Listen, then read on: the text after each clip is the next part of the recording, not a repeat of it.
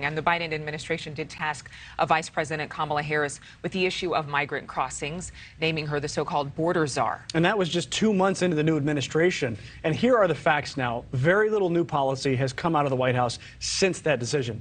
Since Harris was named border czar in March of last year, she made her first and still only visit to the border 3 months later.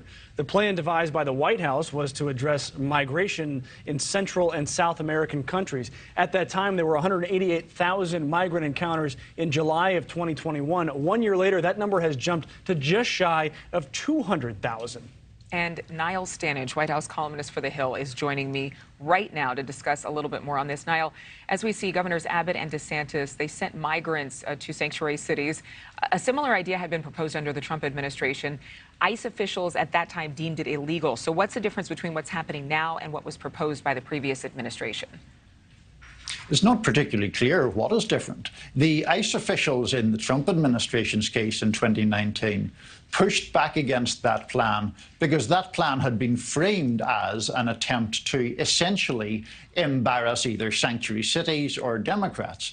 Now, in the case of Governors DeSantis and Abbott, they appear to be doing the same thing, and they appear to be making those priorities or motivations quite plain. So what has changed is not entirely clear, save for the fact that obviously as president, Mr. Trump was operating according to federal law, whereas these governors are governors of their own states. And Kamala Harris, Vice President Harris, obviously, as we've been talking about, put in charge, essentially. I remember in the very beginning, she would often speak to root causes of this mass migration toward the United States. But what happened to her plans to stop migration at the source in Central America, the talks that she was having with different Central American nations about why this wasn't safe? Basically, what happened is that those attempts to address the root causes were and are, by their nature, long-term issues. And they don't really address the short-term flow of migrants. So there were, for example, rather elevated ideals about combating corruption in the so-called Northern Triangle countries like Honduras and Guatemala, El Salvador, and an attempt, or at least an ambition, to boost economic development in those countries. But the nature of goals like that is that they take a long time to achieve.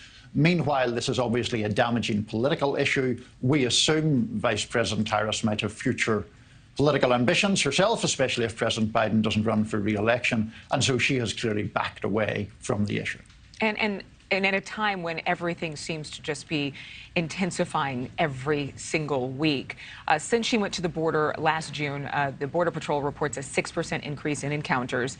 We could give massive numbers for some of those encounters. But how secure is the border? She had actually spoken about this in an interview live about the border being secure. But don't we have so much evidence contrary to that?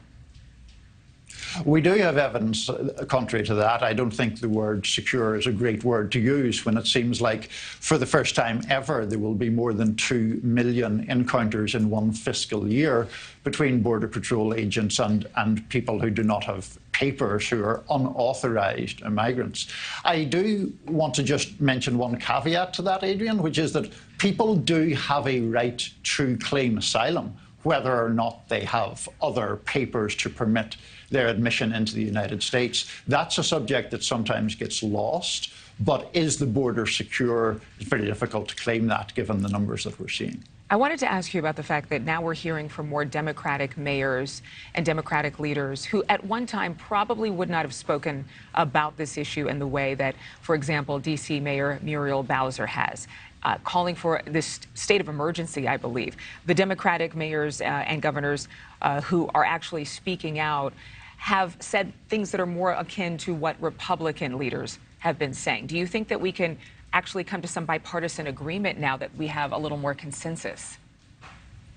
I'm not sure, because to me the boundaries or the contours of that consensus seem quite limited.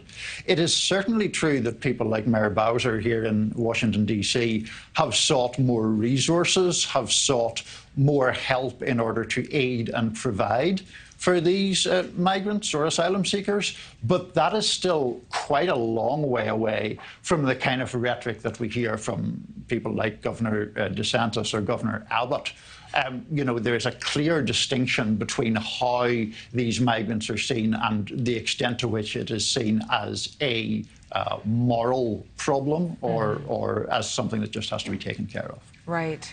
Obviously, a lot of people want compassion, and at the same time, they want some sort of solution. Niall, always good to see you. Thank you so much for being with us. Have a great Friday.